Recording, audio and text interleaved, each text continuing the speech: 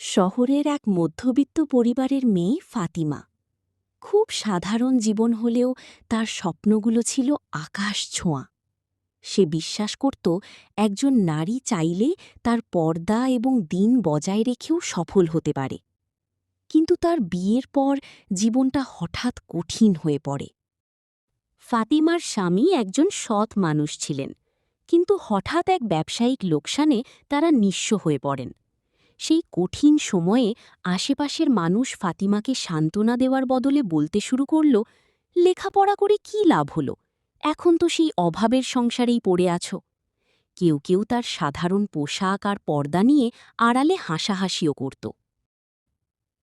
ফাতিমা মন খারাপ করলেও কখনো ভেঙে পড়েনি। সে মনে মনে বলত, মানুষের প্রকৃত পরিচয় তার চরিত্রে, সম্পদে নয়।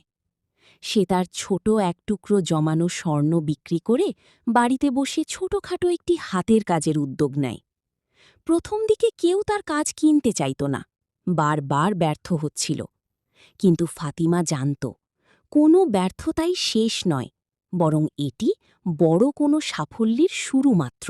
সে তাহাজ্জুদের নামাজে চোখের পানি ফেলে আল্লাহর কাছে সাহায্য চাইত।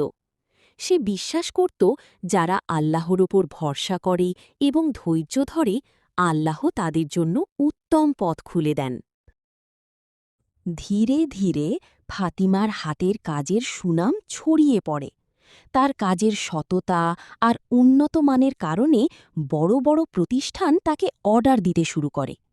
মাত্র ২ বছরের মাথায় ফাতিমা শুধু নিজের অভাবই দূর করেনি, বরং তার এলাকায় আরও ১০ জন অসহায় মহিলার কর্মসংস্থানের ব্যবস্থা করে দেয়। যারা একসময় তাকে নিয়ে সমালোচনা করত, আজ তারাই তাকে আদর্শ নারী হিসেবে গণ্য করে। ফাতিমা তাদের সবাইকে হাসি মুখে বরণ করে নেয়। সে জানত, ক্ষমা এবং নেকি মানুষকে দুনিয়া ও আখিরাতে সম্মানিত করে।